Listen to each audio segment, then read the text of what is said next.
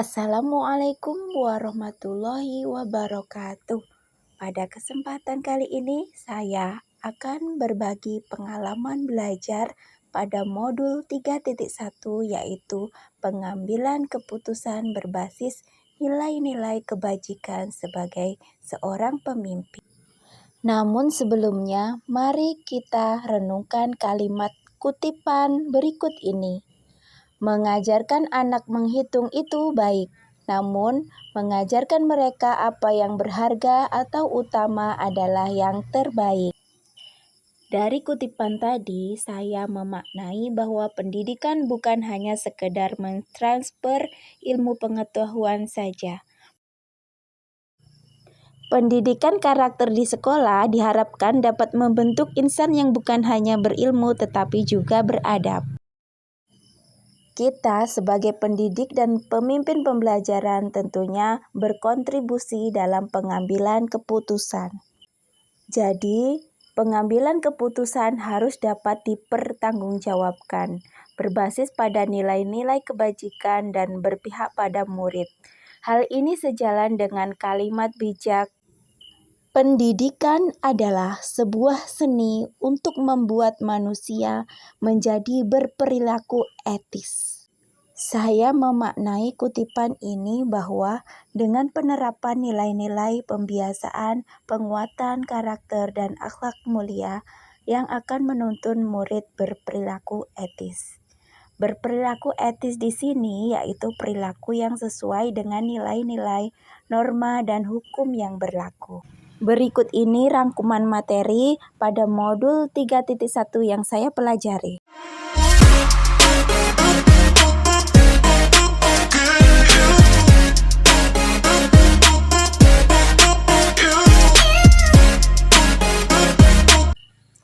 Pratap Triloka yang diungkapkan oleh Ki Hajar Dewantara menjadi dasar pijakan dalam dunia pendidikan, termasuk dalam pengambilan keputusan sebagai pemimpin pembelajaran. 3 semboyan Ki Hajar Dewantara yaitu Ingarso Sungtulodo, Ingmatyo Mangunkarso, dan Tutwuri Handayani. Kaitannya Pratap Triloka ini dengan pengambilan keputusan yaitu keputusan yang diambil harus berbasis nilai-nilai kebajikan, berpihak pada murid, dan keputusan yang diambil harus dapat dipertanggungjawabkan.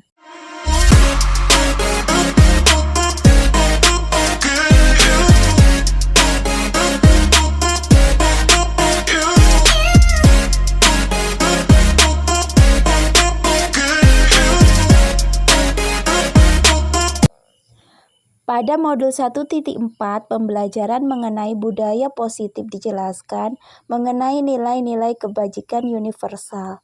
Penerapan disiplin positif dapat dilakukan jika pendidik memberikan pemahaman kepada murid mengenai nilai-nilai kebajikan.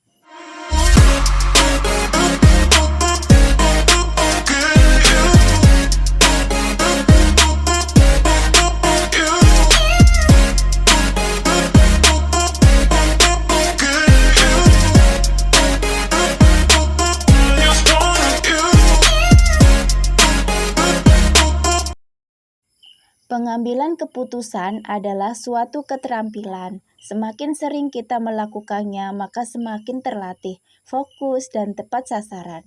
Dalam pengambilan keputusan sangat diperlukan keterampilan coaching.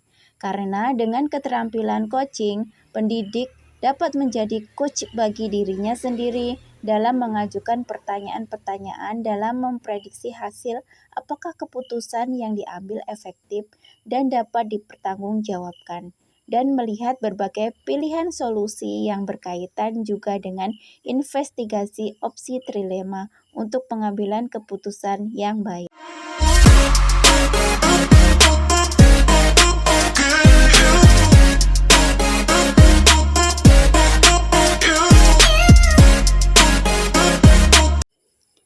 Dalam modul 2.2 kita telah mempelajari kompetensi sosial dan emosional. Kompetensi sosial dan emosional ini juga merupakan keterampilan yang harus dimiliki berkaitan dengan bagaimana seseorang dapat mengelola dan menyadari aspek sosial emosional yang berpengaruh terhadap pengambilan keputusan, khususnya masalah dilema etika.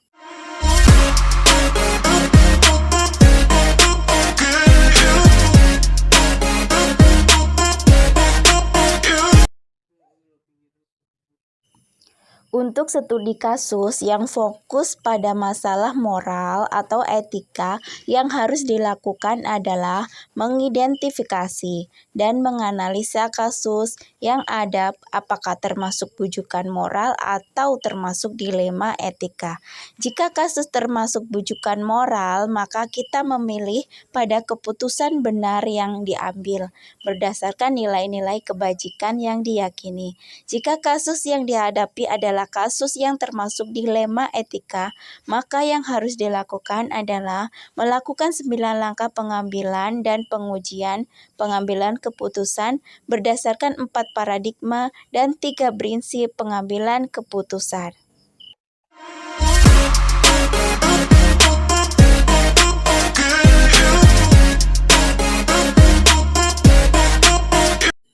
Pengambilan keputusan yang tepat dapat dilakukan dengan 9 langkah. 1. Mengenali nilai-nilai yang saling bertentangan. 2. Siapa saja yang terlibat dalam situasi ini. 3. Kumpulkan fakta-fakta yang relevan dengan situasinya. 4. Pengujian benar atau salah melalui uji legal, uji regulasi, uji intuisi, uji publikasi, dan uji panutan atau idola. 5. Pengujian paradigma benar lawan benar, paradigma individu lawan kelompok, keadilan lawan rasa kasihan, kesetiaan lawan kebenaran, dan jangka pendek lawan jangka panjang. 6. Melakukan prinsip resolusi berpikir berdasarkan hasil akhir, berpikir berdasarkan rasa peduli, dan berpikir berdasarkan peraturan. 7. Investigasi opsi trilema. 8. Buat keputusan, dan 9. Merefleksikan keputusan yang telah dibuat.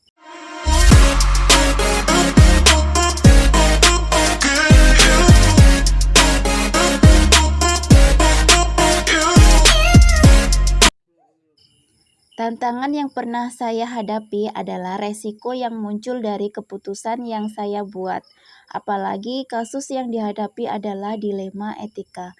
Sebelum mempelajari modul 3.1 pengambilan keputusan berbasis nilai-nilai kebajikan sebagai seorang pemimpin, saya sudah melakukan identifikasi.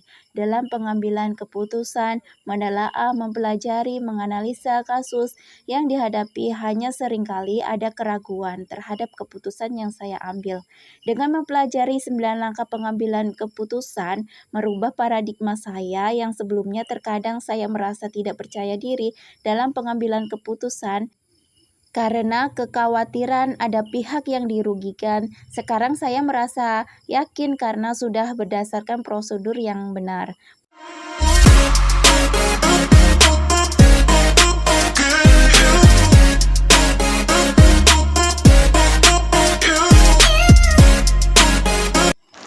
Pengaruh dari keputusan yang kita ambil dengan pengajaran yang memerdekakan murid adalah dengan merdeka belajar. Sesuai dengan filosofi pendidikan Ki Hajar Dewantara, bahwa pendidikan proses menuntun kekuatan kodrat yang ada pada murid untuk mencapai keselamatan dan kebahagiaan yang setinggi-tingginya sebagai manusia maupun anggota masyarakat. Melihat potensi murid yang berbeda-beda, maka keputusan yang dibuat adalah dengan memberikan pembelajaran yang berdiferensiasi sesuai dengan kesiapan belajar dan profil belajar murid.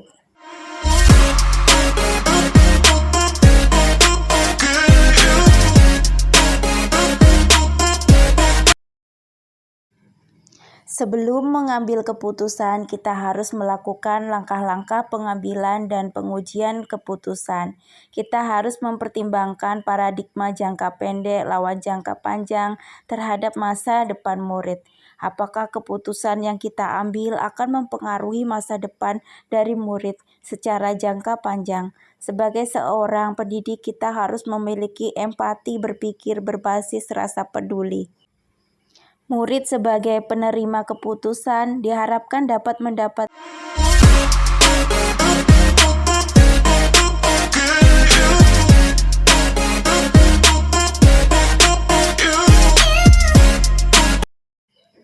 kesimpulan yang saya tarik dan berkaitan dengan modul sebelumnya adalah sebagai pemimpin pembelajaran, keputusan yang diambil harus berpedoman pada 3 unsur, yaitu berbasis nilai-nilai kebajikan, berpihak pada murid, dan dapat dipertanggungjawabkan, sesuai dengan Pratap Triloka Ki Hajar Dewantara bahwa sebagai pemimpin pembelajaran harus menjadi contoh, memberikan motivasi, dan memberikan dorongan, serta menjadi teladan yang baik, karena sekolah adalah institusi moral yang menuntun kekuatan kodrat yang ada pada murid untuk mencapai keselamatan dan kebahagiaan setinggi-tingginya sebagai manusia dan sebagai anggota masyarakat. Untuk itu, keputusan yang kita ambil harus keputusan yang berpihak pada murid.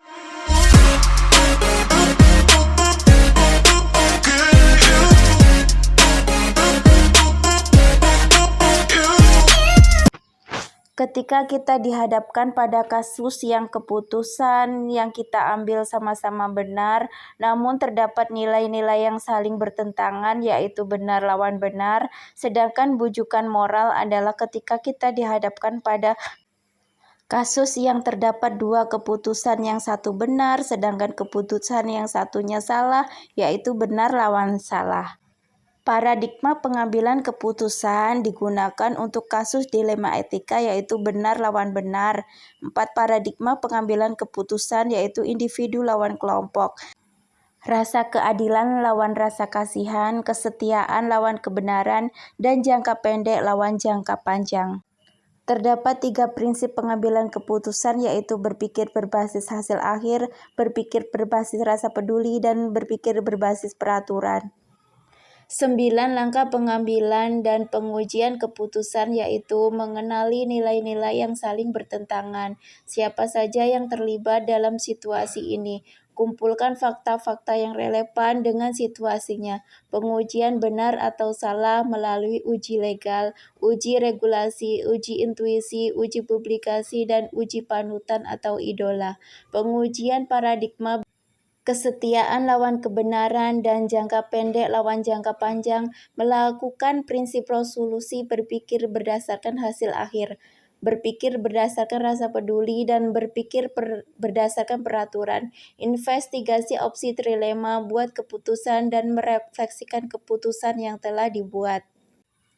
Hal yang di luar dugaan adalah ternyata pengambilan keputusan itu selain berdasarkan pada nilai-nilai kebajikan, juga berdasarkan 4 paradigma, 3 prinsip, dan 9 langkah pengambilan dan pengujian keputusan yang belum saya ketahui sebelumnya. Untuk itu saya merasa sangat bersyukur dapat mendapatkan ilmu pengambilan keputusan melalui pendidikan guru penggerak ini.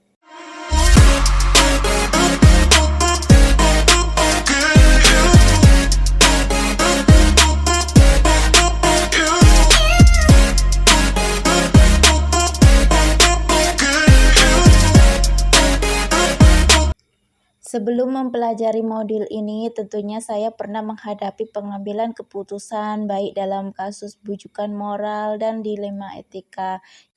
Jika kasus terkait bujukan moral, sudah pasti keputusan yang diambil adalah keputusan yang benar. Namun jika kasus yang dihadapi terkait dilema etika, yang saya lakukan adalah mengidentifikasi, mempelajari, berkomunikasi dengan pihak-pihak terkait, bermusyawarah, dan mengambil keputusan.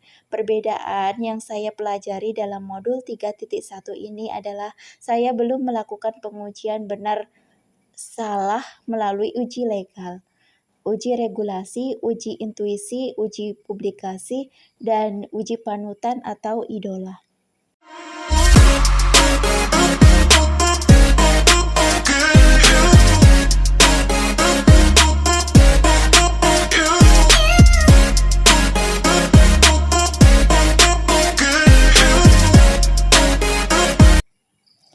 Perubahan yang terjadi pada cara pengambilan keputusan sebelumnya adalah keputusan yang diambil belum melalui 4 paradigma, 3 prinsip, dan 9 langkah pengambilan dan pengujian keputusan. Setelah mempelajari modul ini, saya akan melakukan pengambilan keputusan berdasarkan 4 paradigma, 3 prinsip, dan 9 langkah pengambilan dan pengujian keputusan.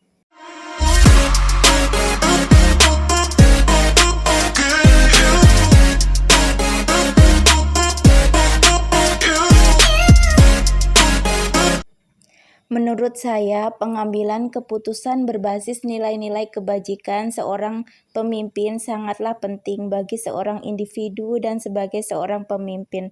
Sebagai seorang pemimpin, pembelajaran tentunya dalam perjalanannya sebagai pendidik di sekolah, tentunya selalu dihadapkan pada permasalahan atau kasus yang mengerucut pada sebuah pengambilan keputusan. Dengan mempelajari modul ini, maka semakin meyakini bahwa pengambilan sebuah keputusan harus berdasarkan nilai kebajikan, berpihak pada murid, 4 paradigma, 3 prinsip, dan 9 langkah pengambilan dan pengujian keputusan. Apalagi sebagai seorang pemimpin yang mengambil langkah-langkah kebijakan di sekolah, sangatlah penting untuk mempelajari modul ini.